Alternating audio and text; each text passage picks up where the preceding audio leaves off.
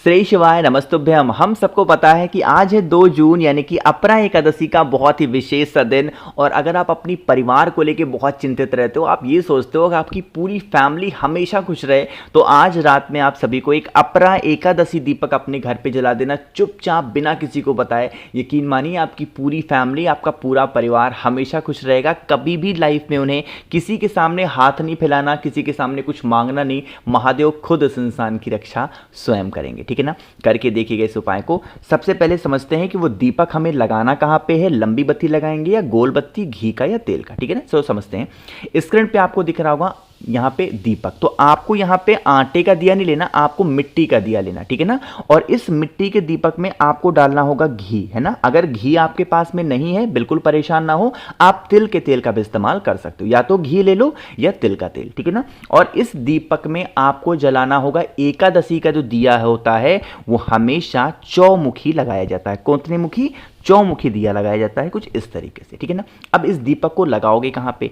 इस दीपक को उठाना आपके घर का जो मेन गेट नहीं होता लोहे वाला, उस लोहे वाले गेट के बाहर। कुछ लोग क्या करते हैं ना, ये जो चौखट दिख रही है इसके अंदर लगा देते हैं। अरे ऐसी गलती मत किया करो, दीपक हमेशा चौखट के बाहर लगाया जाता है। ठीक है ना, तो आपके घर का जो मेन गेट है, जब हम अपने घर के अंदर घुसने वाले होते हैं तो ये राइट साइड होता है, यहीं पे हमें दीपक को लगाना है। अब दीपक के नीचे कौन सा दिन है? एकादशी का दिन, यानी कि भगवान हरि का दिन। तो ओम नमो भगवते वासुदेवाय, फिर से बोल रहा हूं, ओम नमो भगवते वासुदेवाय का स्मरण करते हुए इसी दीपक के नीचे पहले तो आप एक चुटकी हल्दी इस मंत्र का स्मरण करते हुए आपको डाल देना है। डालने के बाद में आपको जो मैंने दीपक दिखाया, कितने मुखी दिखाई है, आपको चौमुखी दिया लगाना होगा। अब जब आप इस चौमुखी दीपक को लगा रहे हो तो आपको अपने परिवार का नाम और गोत्र बोल करके इस दीपक को आपको प्रज्वलित करना है, आपको जलाना है। ठीक है ना, इतना सब कुछ करने के बाद में जब आप दीपक की चारों बत्तियों को जला दें तो एक बार फिर से आपको एक छोटा सा काम करना है। अपने घर में से या तो लौंग ले लो या तो काला तिल, दोनों में से, दोनों नहीं डालना, कोई भी एक चीज, लौंग या काला तिल, इसी जलते हुए दीपक में अगर इस अपरा एकादशी पे आपने जला दिया तो यकीन मानिए आपके परिवार की रक्षा स्वयं हरि करेंगे, स्वयं शिव करेंगे। आपको फिर घबराने की जरूरत नहीं है। और इस दीपक को क्या बोलते हैं? अपरा एकादशी दीपक, जो हम अपने घर के मेन गेट के राइट साइड में लगाते हैं हल्दी के ऊपर। ठीक है ना, आज रात में जरूर करके देखिएगा, आपके घर की जो तकलीफें होंगी, समस्याएं होंगी, वो सारी तकलीफें दूर जरूर हो जाएंगी। ठीक है ना, चलो आगे बढ़ते हैं। अब इस वीडियो के हम लोग अपने दूसरे उपाय की तरफ, जो कि इस एकादशी पे आपको जरूर करने चाहिए। काफी ज्यादा लोग परेशान होते हैं कि भैया हमारे घर में बहुत ज़्यादा तकलीफ़ें हैं, बहुत ज़्यादा कष्ट हैं, हम उस कष्ट से बाहर ही नहीं निकल पा रहे हैं, अब हम क्या करें, बहुत ज़्यादा परेशान हैं। तो इस एकादशी पे आपको लेना होगा इस तरीके से एक पीला कपड़ा। ज़रूरी नहीं है पीला कपड़ा नया हो, नहीं, जो आपके घर में पुराना हो, बस साफ सुथरा होना चाहिए। ठीक है ना, पीले कपड़े के साथ में आपको लेनी होगी 2 सुपारी। सुपारी पता है आपको 2 तरीके की होती है, एक पूजा पाठ में इस्तेमाल वाली और एक खाने वाली। तो जो खाने वाली सुपारी होती है सिर्फ आपको 2 लेनी है, और लेने के बाद में आपको जरूरत होगी एक कमल गट्टे की। कहोगे भैया कमल गट्टा है तो धन का उपाय होगा? नहीं, ये उपाय धन का नहीं है, ये है कष्टों को दूर करने का। और कमल गट्टा हम इसलिए इस्तेमाल कर रहे हैं क्योंकि कमल गट्टा भगवान हरि को समर्पित होता है, भगवान विष्णु को, और एकादशी का दिन भगवान हरि का होता है, इसलिए हम कमल गट्टे का इस्तेमाल कर रहे हैं। समझ रहे हो ना, कमल गट्टा लिया। अब आपको जो पीला कपड़ा मैंने दिखाया, उस पीले कपड़े के ऊपर पहले 2 सुपारी को रखेंगे, और जो एक कमल गट्टा मैंने आपको दिखाया उस कमल गट्टे को रख करके इस पीले कपड़े की अच्छे तरीके से पोटली बनाना, बहुत ही छोटी सी। ठीक है ना, पोटली बना लिया। अब पोटली बनाने के बाद में आपको एक छोटा सा काम और करना है, और वो काम ये है कि आपको एक सफेद पुष्प लेना है। क्या लोगे? मात्र एक सफेद पुष्प लेंगे, और लेने के बाद में उस एक सफेद पुष्प को और उस पीले कपड़े को आपके घर में जितने भी रूम्स हों, कमरे हों, उन सभी कमरों में एक बार आपको घूम लेना। सिर्फ वॉशरूम में मत जाना, बाकी हर जगह पे घूम लेंगे। और घूमने के बाद में आपके ही घर के आसपास में कोई भी हरा भरा पेड़ हो, जरूरी नहीं है कि वट वृक्ष ही हो, जरूरी नहीं है पीपल का हो, जरूरी नहीं है आंवला हो, बेल हो, नहीं, कोई भी हरा भरा वृक्ष हो, उस पेड़ के नीचे अगर उस पोटली को हरिहर महादेव के नाम से आप रख करके और उसी पोटली के ऊपर उस एक सफेद पुष्प को छोड़ाते हैं, तो आपकी फैमिली में, आपके परिवार में जो भी कष्ट चल रही हैं, जो भी तकलीफें चल रही हैं, जो भी समस्याएं चल रही हैं, वो सारी समस्याएं हमेशा के लिए खत्म जरूर हो जाएंगी। ठीक है ना, करना सभी को है, भूलना किसी को भी नहीं है। बहुत ही स्पेशल सा और बहुत ही प्यारा सा ये उपाय था, ठीक है ना। तो 2 उपाय की हमने बात कर ली है, आगे बढ़ते हैं अब इस वीडियो के हम लोग अपने तीसरे उपाय की तरफ। और यह उपाय होती है हमारी किसी भी प्रकार की कितनी भी बड़ी मनोकामना को पूरी करने के लिए।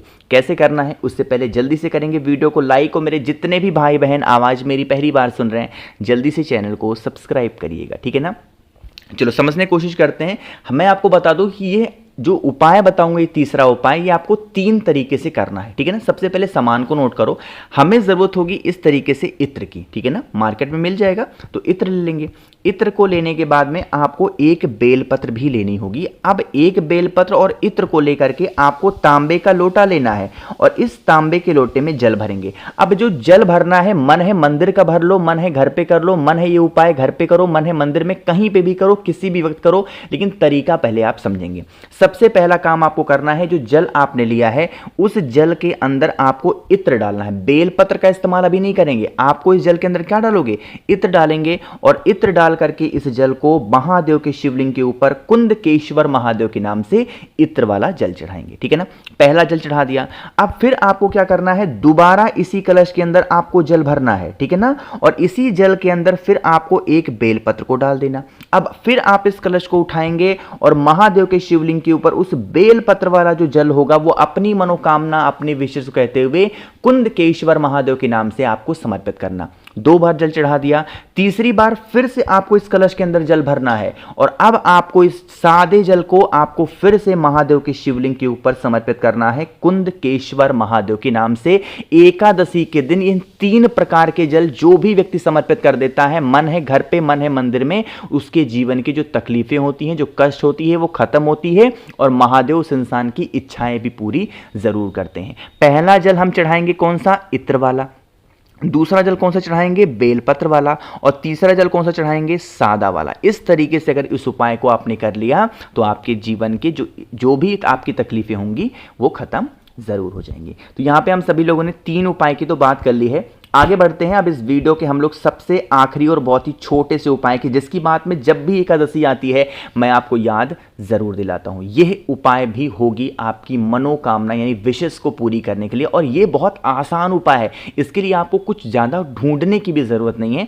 उसके लिए आपको लेना होगा लौंग। कितने लौंग लोगे, सिर्फ और सिर्फ आपको 5 लौंग लेने हैं। ध्यान इस बात का रखिएगा, जो लौंग लोगे उसके जो फूल हों वो टूटे हुए ना हों, फूल के साथ आपको लौंग लेना। अब लौंग को लेने के बाद में आपको जरूरत होगी काले तिल के। कितने काले तिल, आपको 21 गिन करके 21 काले तिल के दाने लेंगे और 5 लौंग को लेना होगा। तरीका समझिएगा, आपको एक तांबे के लोटे में पहले जल भरना है और इस जल के अंदर आपको सिर्फ और सिर्फ गंगा जल डालना है और आपको कुछ भी नहीं डालना, ठीक है ना। पहुंच जाना महादेव के शिवलिंग के पास में, फेस रखेंगे उत्तर दिशा यानी कि नॉर्थ डायरेक्शन। तरीका समझिएगा बहुत ही ध्यान से। आपके पास में है 5 लौंग और आपके पास में है 21 काले तिल। अभी उसे महादेव के शिवलिंग के ऊपर समर्पित नहीं करेंगे। वहां पर पहुंच करके सबसे पहले 1 लोटा शुद्ध जल तांबे के लोटे से श्री शिवाय नमस्तुभ्यम का जप करते हुए समर्पित करना, ठीक है ना।